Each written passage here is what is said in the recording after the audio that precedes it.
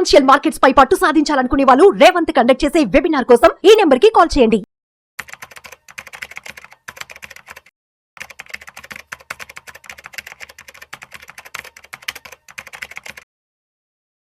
గిరిబాబు గారు నమస్తే సార్. నమస్తే అండి. Welcome to Vishnu talks. Thank you అండి. గిరిబాబు గారు రీసెంట్ గా బిజినెస్ మ్యాగజైన్ లో నేను ఒక ఆర్టికల్ చదివాను, money earning versus money management అంటారు. సో దాని గురించి మీకు ఏదైనా కొంచెం ఇన్డెప్త్ ఐడియా ఉంటే ఒకసారి చెప్పగలరు? Money earning versus money management, ఈ రెండు కూడా కంప్లీట్ ఆపోజిట్ కాయిన్. ఒక కాయిన్ కి డిఫరెంట్ ఫేసెస్ లాగా అనమాట. దీని ఒక ఎగ్జాంపుల్ తో మీకు స్టార్ట్ చేస్తాను. నార్మల్ గా ఒక వ్యక్తి పర్ మంత్ మంచి సాఫ్ట్వేర్ కంపెనీలో జాబ్ చేస్తూ 3 lakhs per month take home ఉంది. ఒక వ్యక్తి నార్మల్ జాబ్ 50,000 టేక్ హోమ్ ఉంది. ఇద్దరు రిచ్ ఎవరు అవుతారు? ఇప్పుడు అబ్వియస్ గా నెలకి 3 లక్షల రూపాయలు వస్తున్నాయి, సంవత్సరానికి 36 లక్షల రూపాయలు అంటే 3 లక్షలు వచ్చేతనే కదా బాగా రైట్. ఎగ్జాక్ట్లీ, రిచ్ గా ఉంటాడు. ఎగ్జాక్ట్లీ, ఇది మనీ ఎర్నింగ్ అంటే. అయితే ఇక జరిగేది ఏంటంటే, ఈ మనీ ఎర్నింగ్ లో అతనికి 3 లక్షల రూపాయలు నెలకు వచ్చినప్పటికీ అందులో 1,67,000 రూపాయలు ఈఎంఐ కట్టేసి, ఇది హోమ్ లోన్, తర్వాత కార్ లోన్కి ఒక 40,000 కట్టేసి, సర్వెంట్ మేడ్ 10,000, ఎడ్యుకేషన్ ఎక్స్పెన్సెస్, ఇంట్లో మెయింటెనెన్స్కి అంతా 1 తారీఖు నుంచి 10 తారీఖు వరకల్లా మొత్తం పర్సు ఖాళీ, రూపాయి ఉండదు, ఇన్వెస్ట్మెంట్ దేవుడు ఎరుగు. ఓకే, సో ఇది ఆయన పరిస్థితి. సో మనీ ఎర్నింగ్ మాత్రం చేస్తున్నాడు, మేనేజ్ చేయట్లేదు. Okay, in compare to 50,000 proper గా 10% ఆఫ్ ద సాలరీతో స్టార్ట్ చేసి దాన్ని స్టెప్అప్ చేసుకుంటూ ఒక 10% salary on 50,000 is 5,000 rupees start చేసి ఎవ్రీ 1 year కి దాని ఒక 15% 10% ఎట్లా సాలరీ పెరుగుతుంది అట్లా పెంచుకుంటూ వెళ్తూ ఒక 15 years తర్వాత సో ఎవరు రిచ్ ఉంటారు? ఈ 50,000 వచ్చేతను. ఎందుకంటే తను ప్రాపర్ గా ప్లాన్ చేసుకుని అన్ని మేనేజ్ చేసుకుంటున్నాడు. ఒక ఇన్వెస్ట్మెంట్ స్టార్ట్ అయిపోయింది కదా. ఎగ్జాక్ట్లీ. సో మనీ అర్నింగ్ అంటేనేమో సంపాదించడం. సంపాదిస్తే రిచ్ కార్ ఎవరు?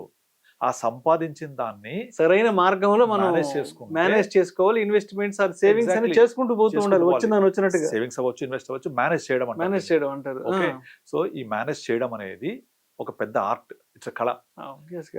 ఆ ఆర్ట్ తెలిస్తే మీరు సంపాదించిన తర్వాత మీరు సంపాదన ఒక సంపదగా మారుద్ది. అప్పుడు సంపాదనగానే ఉంటే యు ఆర్ ఓన్లీ ఎర్నింగ్. ఆ సంపాదనని సంపదగా మార్చుకుంటే you are become wealthier, you are becoming rich. అంటే this is called money management. Money earning is different, money management is different. Okay, so ఆ మనీ మేనేజ్మెంట్ ద్వారానే అందరు కూడా రిచ్ అవుతారు. ఈ 3 లక్షలు సంపాదించే వ్యక్తి రిచ్ గా కనపడతాడు.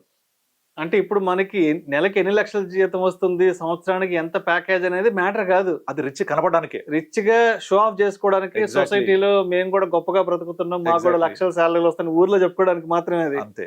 బట్ ఆ వచ్చిన నెలకు వచ్చే 3 లక్షలు లేదంటే ఆ సంవత్సరానికి వచ్చే 30-40 lakhs ని సరైన విధంగా ఎక్కడెక్కడ పెట్టుబడులు పెడుతున్నాం, ఎలా మేనేజ్ చేస్తాం, ఎక్కడెక్కడ సేవింగ్స్ చేస్తున్నాం ఏంటనేది అది మ్యాటర్. ఎగ్జాక్ట్లీ. సో ఇది రిచ్ గా కనపడతారు. 50,000 సంపాదించే వ్యక్తి రిచ్ అవుతాడు. సో అర్థమైందా? So money earning without money management not possible. So రేపు పొద్దున సడన్ గా ఒక 5 లక్షలు 3 లక్షలు అవసరం ఉంది, ఈయన దగ్గర ఉంటాయా? ఆబ్వియస్ గా 50,000 సంపాదించి కూడా దాచి పెట్టుకుంటున్నాడు, సేవింగ్స్ చేసుకుంటున్నాడు, డబ్బులు భద్రపరుచుకుంటున్నాడు కదా. అందరు ఉంటాయి డబ్బులు. అవసరమైతే ఏదైనా సడన్ గా జాబ్ పోయింది, రెసెషన్ వచ్చింది, ఇంకోటి వచ్చింది, ఇతను నిలబడగలుగుతాడు.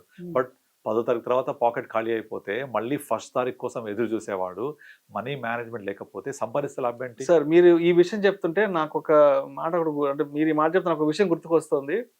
అంటే విలేజెస్ లో మామూలుగా డైలీ వ్యవసాయ పనులు చేసుకునే వాళ్ళు, ఇంకేదైనా చిన్న చిన్న వర్కులు చేసుకునే వాళ్ళు ఉంటారు చూడండి. ఎవరైనా ఏదైనా ఒక 5 లక్షలు 4 లక్షలు అప్పడిగితే వెంటనే తెచ్చిస్తారు వాళ్ళు. ఎగ్జాక్ట్లీ, వెంటనే తెచ్చిస్తారు నిజంగా. అంటే వాళ్ళు చిన్న చిన్న పనులు చేసుకుంటారు. అవును. కానీ ఒక 2-3 లక్షల రూపాయలు పక్కన ఎవరైనా అడిగితే ఇవ్వగలిగే స్థాయిలో ఉంటారు వాళ్ళు. ఎగ్జాక్ట్లీ. సో కనుక ఎంత సంపాదిస్తున్నావు కాదు, ఎంత నువ్వు జాగ్రత్త చేస్తున్న డబ్బుల్ని అనేది ఇంపార్టెంట్. ఎప్పుడు వచ్చావున్నది కాదన్నయ్య, బుల్లెట్ దిగిందా లేదా అది. సో అట్లా నార్మల్ గా ఇప్పుడు ఫర్ ఎగ్జాంపుల్ మనము ఒక మహారాజు మహామంత్రి, ఈ ఒక రాజ్యానికి కింగ్ ఎవరు? మహారాజు గారు పరిపాలన చేస్తూ ఉంటారు. ఆ సలహాదారు ఎవరు? మంత్రి. ఆ సలహాదారు అనేవాడు ఒక ఆర్థిక సలహాదారు, తర్వాత రాచరికంలో సలహాదారు, అన్నిట్లో సలహాదారుగా ఉండి తను మేనేజ్ చేస్తూ ఉంటాడు. You cannot expect a king without మంత్రి లేకుండా ఒక రాజుని మనం ఊహించలేము.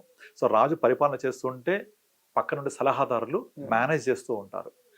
Even prime minister is a ruler, cabinet is advisory council పెద్ద పెద్ద ఐఏఎస్ లు ఐపీఎస్ లు అందరికి advisor ఉండాలి. పెద్దలు ఉంటారు. వీళ్ళందరూ చేసేది మేనేజ్మెంట్. మేనేజ్మెంట్ అది మనీ మేనేజ్మెంట్ అవ్వచ్చు, అడ్మినిస్ట్రేషన్ మేనేజ్మెంట్ అవ్వచ్చు, లైఫ్ మేనేజ్మెంట్ అవ్వచ్చు, ఏదైనా సరే మేనేజ్మెంట్. అందుకని నేను అందరికీ గట్టిగా చెప్పేది ఏంటంటే, మీరు సంపాదించి నేను వచ్చిన డబ్బుల్లోంచి నేను దాచుకుంటాను, నేనే ప్లాన్ చేసుకుంటాను, నేనే చేసుకుంటా అంటే చేయలేరు. అంత ఈజీ కాదు. మీరు రెగ్యులర్ గా ఒక మాట చెప్తుంటారు, చేతిలో క్యాష్ ఉన్నాడు కింగ్ అంటుంటారు. ఎగ్జాక్ట్లీ. ఆ క్యాష్ ఉండాలి అంటే, కింగ్ అవ్వాలి అంటే you to manage your money. అందుకే నేను ఎందుకు వాడుతున్నానంటే, ఇది the role of advisor is not to control the markets but to control the emotions of your investor. So ఆ ఇన్వెస్టర్ యొక్క ఎమోషన్స్ ని కంట్రోల్ చేసే వాళ్ళే ఫైనాన్షియల్ అడ్వైజర్స్. అదే ఫైనాన్షియల్ మేనేజ్మెంట్ కూడా. ఇప్పుడు ఫర్ ఎగ్జాంపుల్ మనం ముఖేష్ అంబానీ, అనిల్ అంబానీ క్లాసిక్ ఎగ్జాంపుల్ చూస్తున్నాం. అంతకంటే బెస్ట్ ఎగ్జాంపుల్ ఈ జనరేషన్ లో మనం చిన్నప్పటి నుంచి చూస్తూ వచ్చిన ఇద్దరు పెద్ద పెద్ద పారిశ్రామికవేత్తలు అన్నదమ్ములు. ఇద్దరు డివైడ్ అయినప్పుడు అన్న దగ్గర అన్ని గ్రోన్ కంపెనీస్ ఉన్నాయి, తమ్ముడు దగ్గర గ్రోయింగ్ కంపెనీస్ ఉన్నాయి. లైక్ ఆల్రెడీ మంచి రన్నింగ్ లో ఉన్నాయి. రన్నింగ్ కంపెనీస్, రిలయన్స్ టెలికామ్, ఇవన్నీ కూడా రిలయన్స్ ఫైనాన్స్ మంచి గ్రోత్ లో ఉన్నాయి ఆ టైంలో. 2000 తర్వాత 2005 2006 ఆ టైంలో. ఎగ్జాక్ట్లీ. ముఖేష్ ఏమో, ముఖేష్ లో సిఐఎస్ఎస్ క్యాష్ ఉంది, ముఖేష్ అయిపోయాడు. అనిల్ ఏమో నిల్, ఎన్ఐఎల్ ఉంది, నిల్ అయిపోయాడు.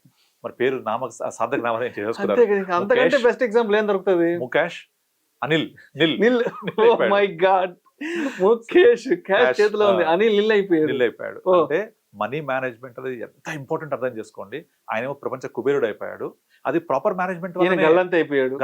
మొన్న మధ్య వాళ్ళ ఇంట్లో వాళ్ళ కొడుకు పెళ్లికి వెళ్ళారు అనిల్ అంబానీలు. అనిల్ అంబానీ వాళ్ళు చూసారు కదా అందరూ, చిన్న కార్ దిగి ఏదో ఒక బ్యాగ్ ఎత్తుకొని. ఎగ్జాక్ట్లీ. నార్మల్ పీపుల్ లాగా వెళ్ళారు. అంతే తప్ప. ఎందుకంటే మనీ మేనేజ్మెంట్ లేదు, ప్రాపర్ మేనేజ్మెంట్ లేదు. అసలు ఇష్టం వచ్చినట్టుగా ఖర్చు పెట్టడం, ఇష్టం మేనేజ్ లేకపోవడం వల్ల ఇది జరుగుతాయి అందరికి. అంతేందుకు మీకు చాలా మనం చూస్తుంటాం. ఇప్పుడు చిన్న చిన్న ఎంఎస్ఎంఈ కంపెనీస్ ఉంటూ ఉంటాయి. ఆ ఎంఎస్ఎంఈ కంపెనీస్ జరిగే మెయిన్ ఇదే. మీకు ఒక చిన్న కంపెనీ పెద్ద కంపెనీ ఎప్పుడు ఎదుగుద్ది? ప్రాపర్ మేనేజ్ చేసినప్పుడే. ఆ మేనేజ్మెంట్ అనేది ఒక చిన్న కంపెనీ నుంచి కావచ్చు, చిన్న వ్యక్తి కావచ్చు, నువ్వు 50,000 సంపాదించే వ్యక్తి కావచ్చు, ఒక 15,000 సంపాదించే వ్యక్తి కూడా కావచ్చు. అది ప్రాపర్ మేనేజ్ చేసుకోవాలి. అయితే ఈ మేనేజ్ చేయడం అనేది అందరికి రాదు, అంత ఈజీ కాదు. It's a science. ఆ సైన్స్ ని మనము సొంతంగా నేర్చుకోవాలంటే పాసిబుల్ అవ్వదు. కనుక అందుకనే మనకి ఇప్పుడు నార్మల్గా ఇప్పుడు మీకు పెద్ద పెద్ద కంపెనీస్ ఉన్నాయి, యూబిఎస్, సిటీ బ్యాంక్, తర్వాత జేపీ మోర్గాన్. వీళ్ళ కంపెనీస్ ఒక ఫేజ్ ఒక వింగ్ ఉంటుంది. ఏం తెలుసా? వీళ్ళు ఏం చేస్తారంటే మేనేజ్మెంట్, వెల్త్ మేనేజ్మెంట్ అనే ఒక వింగ్ ఉంటుంది వీళ్ళ దగ్గర. Wealth management, asset management. Nothing but asset management ఏంటి? మీ అసెట్స్ మేము మేనేజ్ చేస్తాం. వెల్త్ మేనేజ్మెంట్ అంటే మీ వెల్త్ మేము మేనేజ్ చేస్తాం. కంపెనీస్ మధ్య అమాల్గమేషన్స్, కంపెనీస్ మధ్య డిమెర్జర్స్, మెర్జర్స్ వీళ్ళు క్లియర్ చేస్తూ ఉంటారు. చేసి అదంతా ప్రాపర్గా మేనేజ్ చేస్తూ ఉంటారు. కనుక సంపాదించేవాడు ఎప్పుడు రిచ్ కాడు. సంపాదించే డబ్బులు ఎట్లా మేనేజ్ చేస్తారో అలా మేనేజ్ చేసుకున్నవాడే రిచ్ అవ్వగలుగుతాడు, రిచ్ అవుతారు కూడా. కనుక money earning is different, money management is different. ఒక ఎగ్జాంపుల్ చెప్తాను. నా దగ్గరికి ఒక క్లయింట్ వచ్చాడు వరంగల్ నుంచి. అతను గోల్డ్ స్మిత్. యాక్చువల్గా తను ఒక ఎల్ఐసి ఏజెంట్ దగ్గర పాలసీలు తీసుకున్నాడు. తీసుకొని తను ఏం చేశాడంటే, నేను ఈ డబ్బులన్నీ కూడా నాకు 10 yearsకి ఎంత కావాలి, 5 yearsకి ఎంత కావాలి అన్ని ప్లాన్ చేసుకొని, పిల్లల ఎడ్యుకేషన్ ప్లాన్ చేసుకొని ఇన్సూరెన్స్ పాలసీలు పెట్టాడు. మొత్తం అన్ని కూడా పెట్టి ఏం చేస్తున్నాడు, అతనికి వచ్చే నెల ఆదాయము మొత్తాన్ని సంవత్సరానికి ఎంత వస్తుంది నెలకు డివైడ్ చేసుకొని టోటల్గా ఎర్నింగ్స్ వచ్చేసి 80,000 ఉంటే, మొత్తం లయబిలిటీస్ అంటే పాలసీలు కట్టడం ₹1,00,000 పైన ఉన్నాయి. ఇప్పుడు ఆ ₹20,000 డెఫిసిట్ ఏదైతే పాలసీలు కట్టాలో, ఆదాయం 80,000, ఓకే, కట్టే పాలసీ ₹1,00,000. ఇది మేనేజ్మెంటా? దాంతో ఏమైపోయింది, ఆ 20,000 సంపాదించడం కోసం నానా ఇబ్బంది పడి కష్టపడి 20,000 ప్రతి నెల ఎక్స్ట్రా కట్టడం కోసం పడే ఇబ్బందులు, ఆరోగ్యం ఖరాబ్ చేసుకోవడం. లిటరలీ ఇది చెప్తున్న ఫ్యాక్ట్. వరంగల్ అతను పేరు వద్దు, నార్మల్గా గోల్డ్ స్మిత్ అతను.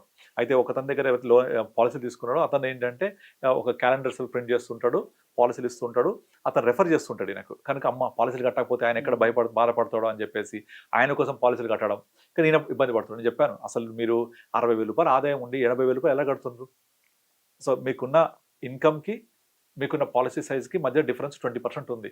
ఫస్ట్ సెకండ్ థాట్ లేకుండా దీన్ని మీరు క్యాన్సిల్ చేయండి. ఫస్ట్ మీరు ముందు ఇది పాలసీలు తీసేస్తే మీ బర్డెన్ తగ్గుద్ది కదా.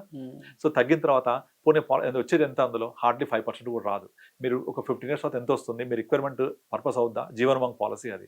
మీకు ఎవ్రీ మంత్ మీకు వచ్చే ఇన్కమ్ ఆఫ్టర్ 15 years ఎంత సరిపోతుంది, దాన్ని మీరు సరెండర్ చేసి ఎంత వచ్చిందో తీసుకొని దానికి ప్లస్ మీరు కట్టాలనుకుంటే ఒక సిప్ చేసి చేయండి. ఒక 15 years ఎంత వస్తుందో ఫస్ట్ ఆఫ్ ఆల్ ఇవ్వాలి, బాగుంటారు మీరు ఫస్ట్ ఆఫ్ ఆల్. అవునా? ఎవరైనా ఇన్కమ్ ఒక ₹100 వస్తుందంటే ఒక ₹20 దాచుకొని ₹80 ఖర్చు పెట్టుకుంటారు. రివర్స్, వచ్చే ఇన్కమ్ ఏమో ₹80, కట్టే పాలసీలు ₹100. అది కట్టలేక మళ్ళీ అప్పులు చేయడం, అప్పులు తీర్చలేక మళ్ళీ అప్పులు చేయడం. సో ఇది ఇంప్రాపర్ మేనేజ్మెంట్ అంటే. అలా చేస్తే ఏమవుతుంది, తను ఆ పాలసీలు వచ్చి తను సంతోషంగా ఉంటే దేవుడు ఎరుగు, ముందు ఇవాళ ఇబ్బంది పడుతున్నాడు చాలా. సో అట్లా 80% ఉండకూడదు. This called money management. అందుకే ఇప్పుడు చాలా మంది డైరెక్ట్ వర్సెస్ రెగ్యులర్ డిస్కషన్ వస్తుంటుంది కదా. ఈ డైరెక్ట్ ఇన్వెస్ట్మెంట్ చేస్తా అంటే ఆ డైరెక్ట్ ఇన్వెస్ట్ చేసిన investors can they imagine 1 crore, 2 crore, 5 crores of portfolio? Never. వాళ్ళు ఇప్పుడు మార్కెట్ ఇంత వొలటాలిటీ ఉందా, ఏమవుతుంది, ఎక్కడ చేయాలి, ఏం చేయాలి, మార్కెట్ ఏమవుతుంది, రేపు ఇండియా పాకిస్తాన్ యుద్ధం వస్తే ఏమవుతుంది, నా పోర్ట్ఫోలియో ఏంటి అని కనీసం కూడా ఆలోచించలేరు. కనుక ఎప్పుడు కూడా ఒక ఫైనాన్షియల్ అడ్వైజర్ ఏం చేస్తాడంటే ఈ డబ్బులు మొత్తాన్ని ప్రాపర్గా ఎలా మేనేజ్ చేయాలి, కొంచెం నాలెడ్జ్ ఎక్కువ ఉంటుంది కాబట్టి ప్రాపర్గా మేనేజ్ చేస్తూ ప్రాపర్గా దాన్ని ఇంప్లిమెంట్ చేస్తూ ఇన్వెస్టర్ యొక్క ఎమోషన్స్ని కంట్రోల్ చేస్తూ రిటర్న్ జనరేట్ చేయడానికి ట్రై చేస్తుంటారు. So this all controlling of emotions. అదే money management, money earning. So మొత్తానికి మనీ మేనేజ్ చేయడం అనేది ఒక ఆర్ట్. సో ఆర్ట్ ఎవరికైతే తెలుసుందో వాళ్ళ దగ్గర క్యాష్ ఉంటుంది, ఆ క్యాష్ ఎవరి దగ్గర అయితే ఉంటుందో వాడి కింగ్ అవుతాడు. ఎగ్జాక్ట్లీ. ఎగ్జాక్ట్లీ. అది లేకపోతే మనీ మేనేజ్మెంట్ లేకపోతే నువ్వు ఎంత సంపాదించినా పాపరవ్వాల్సిందే. చాలా చూస్తుంటాం మనం చిన్నప్పుడు చూస్తుంటాం కదా, మా ఊర్లో పలానా వాడు ఉండేవాడు అసలు చాలా రిచ్, బండ్లు చూస్తుంటాం కదా. అవన్నీ మేనేజ్మెంట్ లేకపోవడమే. ముఖేష్, అనిల్ అదే ఎగ్జాంపుల్. ఇంకా అంతకు మించిన బెస్ట్ ఎగ్జాంపుల్, అందరికి తెలిసిన ఎగ్జాంపుల్ ఇది. రైట్. అండ్ రీసెంట్ గా బైజూస్ వాళ్ళు గలంత అయిపోయారు. అసలు ఒక 6-7 years బ్యాక్ ఏ రేంజ్ లో ఉన్నారు, ఎగ్జాక్ట్లీ. కోవిడ్ తర్వాత ఏమైపోయారు, ఎడ్యుకేషన్ ఏంటంటే వాళ్ళ తాతకు మించి సోర్సెస్ కి మించి స్పెండ్ చేసుకుంటూ వెళ్ళిపోయారు, విపరీతంగా వెళ్ళిపోయారు. ఇప్పుడు nowhere in the market right now, చాలా ఇబ్బంది పడుతున్నారు. Thank you sir, thank you so much. Thank you అండి.